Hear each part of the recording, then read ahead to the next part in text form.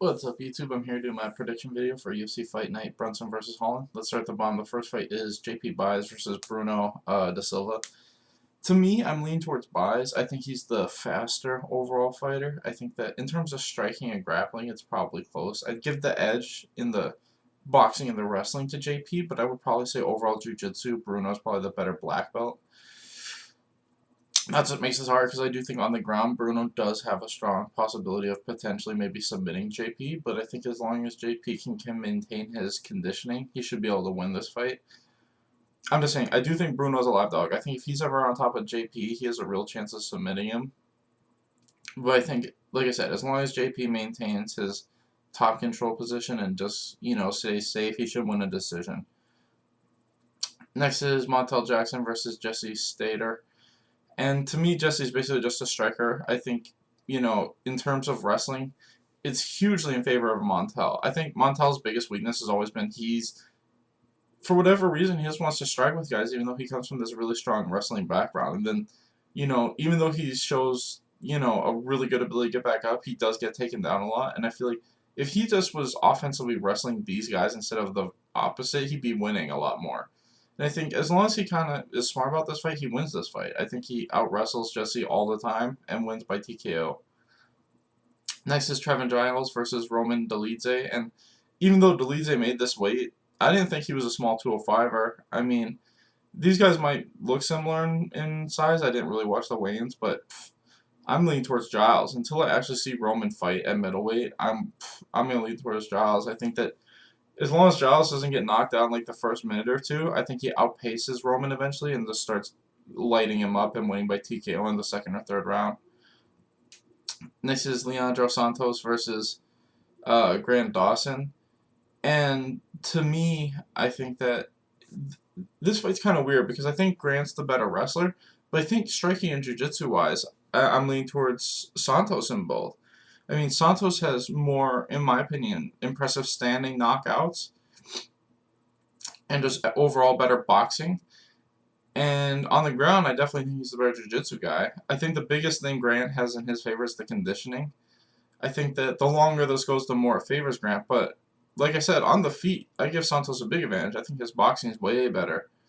And I think he's just not afraid to grapple on the ground. So like I said, the longer this goes, the more likely Grant Dawson wins, but I think that Santos is going to finish him in the first. I think Santos is going to catch him with a big shot and knock him out. Or if they're on the ground, I think he's going to scramble, get on top, and win by sub. So I'm leaning towards Santos to get a first-round finish.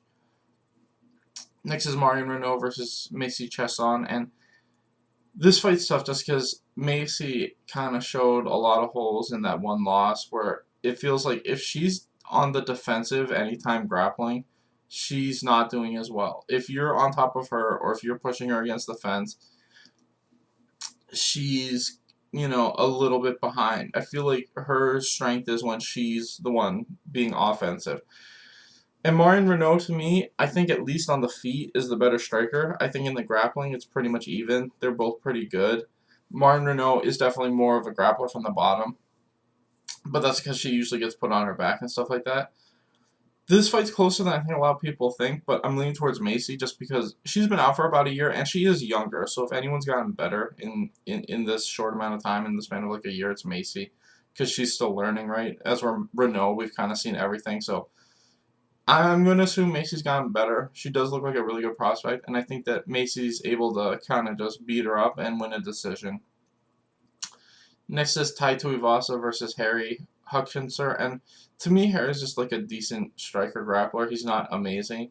I think Ty's just way better everywhere. I think especially in the conditioning, Harry didn't look that impressive with his cardio on the Contender Series. This is just because it's last minute. I think Ty, stuffs any takedowns Harry shoots for. Puts, Harry against the fence, and I think Ty just lights him up like how he did Stefan Struve. I think he wins. Probably by a late first-round knockout. Tai Tuivasa, that is. I think Tai Tuivasa wins.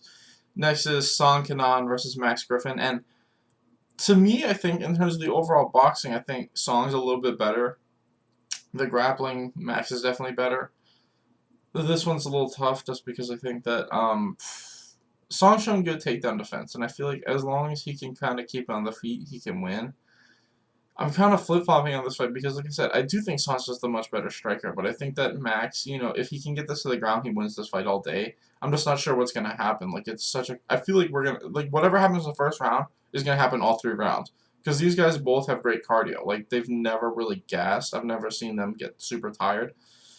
So, like I said, whatever happens in round 1 is going to happen for 3 straight rounds, which is why this is, like, the riskiest fight, in my opinion, because I don't know what's going to happen, and it's just kind of a guess. And I'm leaning towards Song. I think that he does stuff to takedowns. I think he outpoints Max on the feet, and I think he wins a decision. But, like I said, I can see the exact opposite happening just as easily for this fight specifically.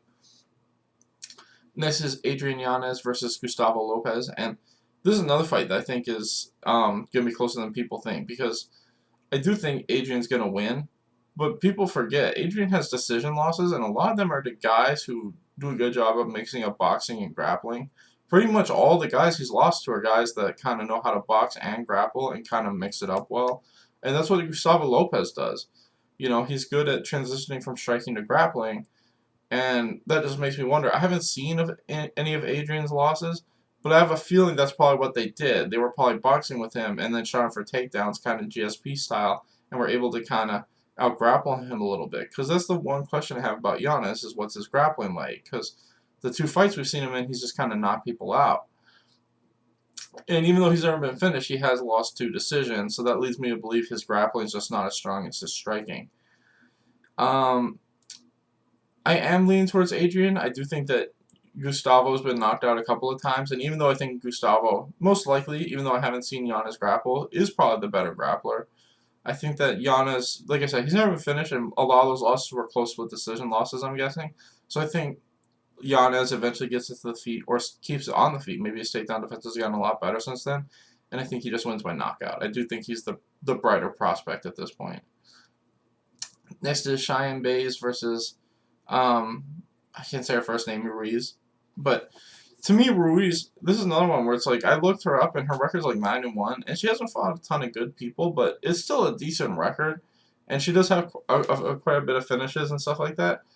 As where Cheyenne only has 1 finish, and I mean, she also hasn't fought a ton of super impressive people. She's fought a couple, but I'm just saying, when I look at Ruiz, I'm like, she's 9-1, and she's decent looking in my opinion. I don't think this fight's going to be as lopsided as people are probably thinking. Like, I think that they're probably thinking Buys is going to get like an easy fight, because the UFC obviously want to build her up, but they're not. They're giving her a legit fight in my opinion. I do think Buys is probably going to be the overall better fighter. I think her striking and grappling are probably going to be better, but not by much. I wouldn't be surprised if Ruiz is able to maybe catch her, but I'm leaning towards Buys. I do think that especially the wrestling, that's the biggest thing for me, is Buys' wrestling like really good, like better than most chicks, and I think that's what's going to edge out all the rounds. So I'm picking Buys to win a 30-27 decision. Next is Gregor Gillespie versus Brad Rendell, and my biggest fear with Rendell has always been that his takedown defense, in all honesty, isn't like phenomenally amazing. It's just his ability to get back up to the feet and kind of wear guys out by making them wrestle so much early. The problem is, Gregor's not going to get tired like a lot of those other guys. Like, he wants to just be wrestling nonstop for 3 straight rounds. Like, he's kind of like early days Colby Covington and Kamaru Usman, where it didn't matter what was happening. As long as they were tying people up, they were just going to ragdoll you for 3 rounds. Like, if you let them, wrap their hands around you, they're just going to keep taking you down. It doesn't matter how many times you get back up. They're not going to get tired, once they get that body lock, and they just keep taking people down. And one thing I've seen with Brad Rendell is he kind of, like, people can get that position on him pretty easy, in all honesty. It's just, like I said, his ability to get back up and to kind of force guys to keep shooting on him is what tires them out, and then he kind of outpoints them in rounds 2 and 3. And I don't see that happening in this fight. Unless he catches Gregor with a huge shot and knocks him out, I think that, and this is the thing, I know Gregor got knocked out by Kevin Lee, but we've seen him in some fights, you know what I mean? I think Gregor can take a shot. I think he just got caught with a huge head kick. I think that this fight is going to be like a lot of Brad's fights. I just don't see Gregor getting tired. I think Gregor's going to continuously wrap him up, take him down, and win a dominant 30-27 decision. Finally, we have Derek Brunson versus Kevin Holland, and this is the thing. Ever since Derek Brunson's been fighting like the Yoel fight, I think that was the best fight he ever had. I think he just got caught in the 3rd and knocked out. But the first 2 rounds, he was fighting perfectly. Like, he perfectly mixed up his striking and grappling, and he wasn't fighting insane. You know, that's his biggest problem, is that for a long time he was basically just blitzing dudes and going as hard as he could. Now that he's kind of pacing himself, you know, he's been looking like a legit top 10 guy. Like, he mixes up his striking and grappling really well, and he's not gassing. The best example was when he fought Ian Heinisch, and he got rocked with a head kick and almost finished in the first, and then he won round 2 and 3, which is almost the exact opposite of how he usually fights. It's usually, if you can get him out of the first, you always win. To me, Kevin Holland's probably the better striker, but we've seen kind of the same thing with Brad Rendell. He gets taken down kind of a lot. And I think that Derek Brunson, other than getting caught with a huge shot, the longer this goes, the way more it favors him. He's definitely the better grappler and the much stronger wrestler. Holland's the better striker, but I don't think it's going to matter. The fact that this is 5 rounds greatly favors Derek. I think this is going to be a lot like Derek's last fight. I think he slowly wears Holland down, and I think he wins by TKO in the second or third. Anyway, thanks for watching, guys. Please like and subscribe.